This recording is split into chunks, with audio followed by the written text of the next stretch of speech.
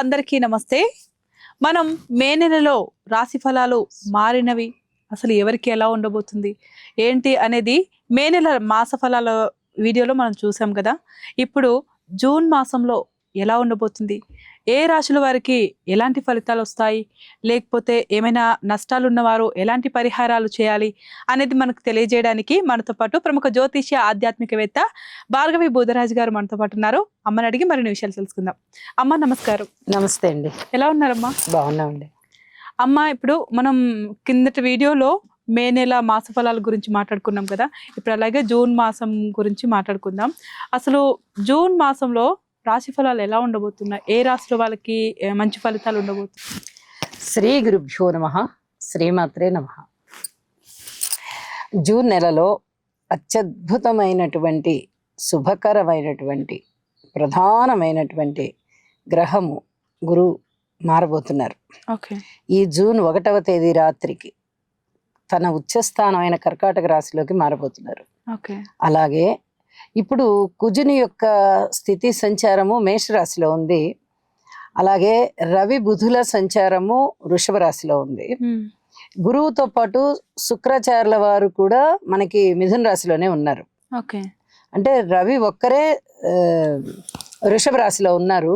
బుధ గురు శుక్రులు ముగ్గురు కూడా మిథున రాశిలో ఉన్నారు. గురువు వెంటనే మారిపోతున్నారు. ఓకే. జూన్ నెలలోనే ఈ 1వ తేదీన రాత్రి మారిపోతున్నారు. కాబట్టి చాలా చాలా అద్భుతమైన ఫలితాలు. అంటే రవి మారుతున్నారు, కుజుడు మారుతున్నారు, బుధ శుక్రులు మారుతున్నారు, గురువు గారు మారుతున్నారు. 5 గ్రహాలు మారుతున్నాయి. ప్రతి 2.5 రోజుకి చంద్రుడు మారిపోతారు. కాబట్టి చంద్రుడు కూడా మారిపోతున్నారు.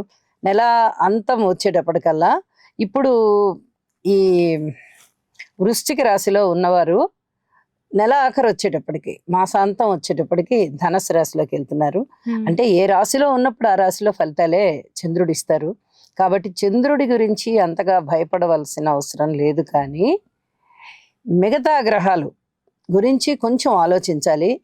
శని గారి యొక్క స్థితి సంచారం ఎప్పుడైతే మీన రాశిలో ఉందో, మరి ఏ రాశుల వాళ్ళకి ఏలినాటి శని ప్రభావం ఉంటుంది అంటే కుంభరాశి వాళ్ళకు ఉంటుంది, అలాగే మీనరాశి వాళ్ళకు ఉంటుంది, మేషరాశి వాళ్ళకు ఉంటుంది. ఈ 3 రాశుల వారికి కూడా కొంచెం ఇబ్బందికరమైన ఫలితాలు ఉండబోతున్నాయి. అలాగే ధనస్సు రాశి వారికి అర్ధాష్టమ శని సంచారం జరుగుతోంది. కాబట్టి కొంచెం ఇబ్బందికర పరిస్థితుల్ని వీరు ఎదుర్కోవాల్సి వస్తుంది.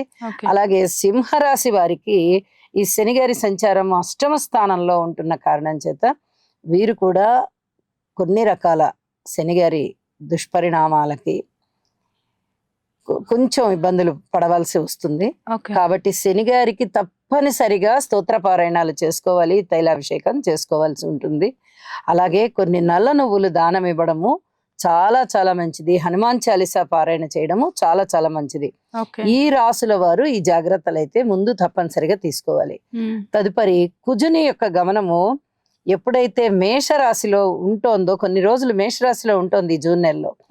అయితే ఇక్కడ రుచిక మహాపురుష యోగాన్ని సూచిస్తుంది. జన్మజాతకంలో అయితే ఖచ్చితంగా రుచిక మహాపురుష యోగం అనే చెప్తాము. అయితే మనం గోచారం కాబట్టి గోచారంలో యోగాలను ఎక్కువగా తీసుకోము. అందువల్ల ఏమవుతుందంటే కొంచెం ఫలితం తగ్గినట్టుగా ఉంటుంది. కానీ స్వస్థానంలో ఉన్నటువంటి గ్రహము అత్యద్భుతమైన ఫలితాలను ఇస్తుంది ఎప్పుడు కూడాను.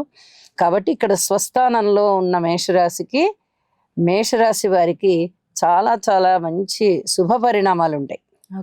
మేషరాశి వారికి చాలా బాగుంటుంది అని చెప్పాలి. అలాగే రవి యొక్క గమనము వృషభ రాశిలోకి ఉండి కొంచెం ఈ నెల మధ్యలోకి వెళ్ళేటప్పటికి 15వ తేదీ లేదా 16వ తేదీ ఆ 2 రోజుల్లోనూ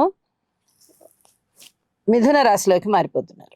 మిథున రాశిలో ఉన్నటువంటి శుక్ర బుధులు ఇద్దరు కూడా కర్కాటక రాశిలోకి గురువు గారితో పాటు మారిపోతున్నారు. కాబట్టి శుభగ్రహాలు కర్కాటక రాశిలోకి వచ్చేస్తున్నాయి.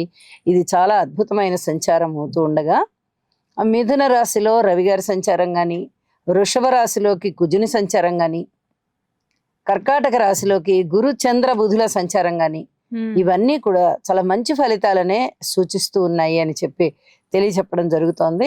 అలాగే మాస ప్రారంభంలో ఉన్నటువంటి వృశ్చిక రాశిలో చంద్రుడు నీచిపడి ఉంటారు. అయినప్పటికీ కూడా శుభ ఫలితాలే ఇస్తారు. ఆయన చాలా రాసుల వారికి. అలాంటి శుభ ఫలితాలు ఉంటూ మాసాంతం వచ్చేటప్పటికి ధనుసు రాశిలోకి ఉన్నారన్నమాట ఆయన. ఓకే. మొత్తం అన్ని రాశి చక్రంలో మొత్తం ఆ రాశి చక్రాన్ని భచక్రము అని పిలుస్తాము. ఈ భచక్రానికి మొత్తం తిరిగి తిరిగి మళ్ళీ 28 రోజుల కాలం అయ్యేటప్పటికి ఆయన ఎక్కడ ఉన్న రాశి దగ్గరికి మళ్ళీ అక్కడికి వచ్చే అవకాశం ఉంది. ఓకే. కానీ ఒక 2 రోజుల గమనం ఉంటుంది కాబట్టి ఆయనది ఒక్కొక్క ఆ, రాశి నుంచి మారాలంటే ధనస్సు రాశిలోకి వచ్చేస్తారు. ధనస్సు రాశిలో చాలా అద్భుతమైన ఫలితాలను ఇస్తారండి. అమ్మ, మే నెలతో పోలిస్తే జూన్ నెలలో ఏమైనా మార్పులు వచ్చే ఛాన్స్ ఉందంటారు? చాలా ఉన్నాయి. గ్రహస్థితులు అన్నీ మారాయి దాదాపుగా. ఇప్పుడు మే నెలాఖరులోనే మనకి ఈ గురు శుక్రులు మారి ఉన్నారు. జూన్ నెలలో 100% శుక్రాచార్యుల వారు మారిపోయారు, బుధుడు మారిపోయారు, గురువు మారిపోయారు, రవి మారారు, కుజుడు మారుతున్నారు. మరి ఇన్ని రకాలుగా మారుతూ ఉన్నప్పుడు గ్రహాలు చాలా చాలా ఫలితాలు మారిపోతాయండి. ఒక్క చంద్రుడు మారుతూ ఉంటేనే కొంచెం ఫలితాలు మారుతాయి. అలాంటిది రవి, కుజ, బుధ, శుక్ర, గురు ఇంకా 5 గ్రహాలు మారుతున్నాయంటే చాలా పెద్ద పెద్ద మార్పులు ఉంటాయి. ఓకే అమ్మ, మరి ఇప్పుడు ఏ రాశి వాళ్ళకైనా డబ్బు విషయంలో కానీ ఉద్యోగం విషయంలోకైనా ఏదైనా మార్పులు వచ్చే ఛాన్స్ ఉందంటారు? మార్పులు వచ్చే ఛాన్సులు అంటే కర్కాటక రాశి వారికి చాలా చాలా బాగుంటుంది, అద్భుతంగా ఉంటుంది. కర్కాటక రాశికి రాశిలోకే గురువు ఉచ్చ స్థానం పొంది ఉన్నారు కాబట్టి అద్భుతమైన మార్పులు ఉంటాయి. అలాగే మిథున రాశి వారికి కూడా చాలా అద్భుతమైన మార్పులు ఉన్నాయి అని చెప్పి తెలియచెప్పడం జరుగుతుంది. కన్యా రాశి వారికి చాలా బాగుంటుంది. తులారాశి వారికి కొంచెం అటు ఇటుగా ఉంటాయి ఫలితాలు. వృశ్చిక రాశి వారికి చాలా చాలా బాగుంటుంది. మకర రాశి వారికి అద్భుతంగా ఉంటుంది. మీన రాశి వారికి అద్భుతంగా ఉంటుంది. కొన్ని రాశులకి ధనయోగాలు బాగా పడుతున్నాయండి. అందులో చీకు చింత లేకుండా కళ్ళు మూసుకొని వెళ్ళిపోవచ్చు అనమాట. అంత అద్భుతంగా ధనయోగాలు పడుతున్నాయి. అమ్మ, మరి వృశ్చిక రాశి వారికి ఎలా ఉండబోతుంది అంటారు? వృశ్చిక రాశి వారికి చాలా అద్భుతమైన కాలం ప్రారంభం అవబోతోంది. ఓకే. చాలా ఇప్పటి వరకు అష్టమ స్థానంలో ఉన్నటువంటి గురువుగారు 9వ స్థానంలోకి వెళ్తున్నారు. ఇప్పటి వరకు వీళ్ళని ఈ నెల వరకు మన 1వ తేదీ నుంచి కూడా మనం చెప్పుకున్నాము. కిందటి నెలలో కూడా మనం ఈ ఫలితాలు చెప్పుకున్నాం. వృశ్చిక రాశి వారికి రాహు బలం లేదు, శనిగారి బలం లేదు, గురు బలం లేదు, కేతు బలం లేదు.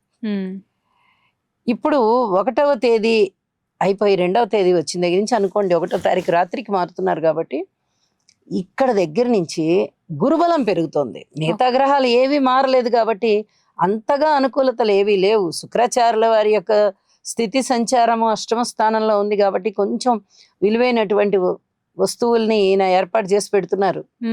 కానీ మిగతా గ్రహాల బలాలు లేకపోవడం వల్ల చాలా వరకు ధన వ్యయం ఉండే అవకాశము, అనుకోని విధంగా వీరి మీద అపనిందలు ఉన్న అవకాశము ఇప్పటి వరకు కనిపిస్తూ ఉంది. ఆ ఒక్క పని మాకు సక్రమంగా అవ్వట్లేదండి, నిరాశగా ఉంది, నిస్పృహలతో ఉంది మా జీవితం, మమ్మల్ని ఏం చేయమంటారు అని విలవిల్లాడిపోయిన వాళ్ళు చాలా మంది ఉన్నారు. ఫోన్లు చేసి మాట్లాడే వాళ్ళు ఉన్నారు, స్వయంగా మాట్లాడిన వాళ్ళు ఉన్నారు, చాలా విధాలుగా అడిగారు. మన కామెంట్స్ లో కూడా చాలా కామెంట్స్ వచ్చాయి. వృశ్చిక రాశికి ఎప్పుడు విముక్తి, మా పాపం మేము పాపం చేసుకున్నామా అని అడిగేటటువంటి వాళ్ళు కూడా ఉన్నారు. పాపాలు ఏమీ చేసుకోవడం కాదు, ఏ జన్మకైనా ఒకటి మంచి కాలము ఒకటి చెడ్డ కాలము అనేది అలాగా సైకిల్ చక్రం మాదిరి తిరుగుతూనే ఉంటుంది. కొన్ని రోజులు గురుబలం ఉంటుంది, కొన్ని రోజులు గురుబలం ఉండదు, కొన్ని రోజులు శనిగారి బలం ఉంటుంది, కొన్ని రోజులు ఉండదు, కొన్ని రోజులు 2 బలాలు ఉంటాయి, ఒక్కొక్కసారి 2 బలాలు ఉండవు. అది గ్రహస్థితులను బట్టి అలాగా ఆ గ్రహాలు అలా సంచరిస్తూ ఉంటే భూమి మీద మానవ జీవితం మీద ప్రభావాన్ని చూపిస్తూ ఉంటాయి. మన విజ్ఞత ఎలా పాటించుకుంటూ వెళ్ళాలంటే మనం భగవంతుణ్ణి ఏ విధంగా ఆరాధించుకోవాలి అనే లాంటి విజ్ఞతతో ముందరికి వెళ్ళాలి మనిషి ఎప్పుడు కూడాను.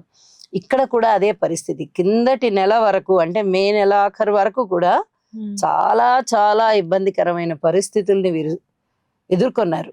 ఇప్పుడు ఆ ఎదుర్కొన్నటువంటి కష్టాలని జయించగలుగుతున్నారు. అది ఇక్కడ చాలా అద్భుతంగా ఉంటుంది. అనేది ఏంటంటే పోరాటం వేరు, పోరాటంలో గెలుపు వేరు. ఇప్పటి వరకు పోరాడారు, ఇప్పటి నుంచి గెలుస్తున్నారు, అంతే తేడా. కొంచెం శని గారికి స్తోత్ర పారాయణాలు చేసుకోవడము, రాహుకేతు స్తోత్ర పారాయణాలు చేసుకుంటూ ఉన్నట్టయితే గురుబలం పెరిగింది కాబట్టి ఈ గురువు గారి యొక్క ఆశీస్సులకి తోడు మిగతా గ్రహాల యొక్క మనము చేసేటటువంటి ప్రార్థనల యొక్క ఫలితాలు కాస్త కలిసి ఇంకా ప్రశాంతమైన జీవితం వస్తుంది ఓకే. వృశ్చిక రాశి వారికి. అమ్మ మరి వీళ్ళకి ఉద్యోగ రంగంలో కానీ వివాహ జీవితంలో కానీ ఏమైనా మార్పులు వచ్చే ఛాన్స్ ఉందంట? చాలా మార్పులు ఉన్నాయండి. ఓకే. విద్యా విషయంలో చాలా జాగ్రత్తగా ఉండాలి. అసలు అంతగా బాలేదు, ఇప్పుడు కొంచెం పర్వాలేదు. ఇంకా ఓకే. నవమ స్థానంలో గురువు గారు వచ్చారు కాబట్టి హైయర్ ఎడ్యుకేషన్ బాగుంటుంది, ఓకే. ప్రాథమిక విద్య బాగుంటుంది అని చెప్పొచ్చు. అలాగే వివాహ జీవితం గురించి చెప్పాలంటే పూర్తి ఒద్దికతో, ఓర్పుతో, వినయ విధేయతలతో ఏదో విధంగా రోజు గడిచిపోతే అంతే చాలే అనేటటువంటి ఓర్పుతో వెళ్ళాలి వీళ్ళు. ఓకే. లేకపోయినట్లయితే ఇప్పుడు కూడా కష్టమే. గురుబలం పెరిగింది కదా, మన ఇష్టం వచ్చినట్టు మనం ప్రవర్తించుకుందాం అంటే కుదరదు. మన జాగ్రత్తలో మనం ఉంటూ సంయమనం పాటిస్తూ అధికమైనటువంటి వినయ విధేయతలు చూపిస్తూ ఉంటేనే ఆ గురు ఫలితాలు కూడా మనకి బాగుంటాయి. ఎందుకంటే మిగతా గ్రహాలు ఏవి అనుకూలించడం లేదు కాబట్టి ఎక్కడో ఒక చోట అహంకారం పొడసూపుతుంది, అణగారిపోతుంది మనిషికి. ఆ జాగ్రత్తలు అనేది ఎప్పటికీ తీసుకుంటూ ఉండాలి. కానీ బాగున్నటువంటి కాలము, మంచి కాలము అయితే ప్రారంభం అయింది అని చెప్పచ్చు. మిగతా గ్రహాలన్నిటికీ ఒకసారి హోమం చేయించుకోండి, ఇంకా బాగుంటుంది అని చెప్తాను నేను. ఎందుకంటే అన్ని అంశాలు కూడా ఇబ్బందిగానే ఉన్నాయి కదా. ఉద్యోగ జీవితం అయినా, వ్యాపార జీవితం అయినా, భార్యాభర్తల అన్యోన్యత అయినా, అలాగే మాతృవర్గ రీత్యా అయినా, ఏ రూపకంగా సంతానం తీసుకున్నా ఏదో ఒక డ్రాబ్యాక్ కనిపిస్తోంది. ఒక ధనము వచ్చే విషయము, కీర్తి ప్రతిష్టలు వచ్చే విషయము, ఉన్నత విద్య మంచిగా చదువుకునే విషయము, ఏదైనా దూర ప్రాంత ప్రయాణాలు చేసి ఉద్యోగ జీవితానికి కానీ లేకపోతే వ్యాపారానికి కానీ దూర ప్రాంతాలకు వెళ్తుంటే అక్కడ కొంచెం బాగుంటుంది, స్థానం మారుతోంది. ఈ భూమి మీద కాదు కదా, వేరే స్థానం, పూర్తి దేశాంతరం వెళ్ళిపోయారు అంటే ఈ భూమి మారిపోతుంది కాబట్టి కొన్ని యోగాలు కూడా మారిపోతాయి. అందులో ఈ దుష్పరిణామాలు జరిగేటటువంటి యోగం కూడా పోయి కాస్త ఆశాజనకంగా ఏదో 10 రూపాయలు సంపాదించుకుంటాంలే, మనం కాస్త కష్టపడితే పడ్డాం అని అలా అనుకుంటారు.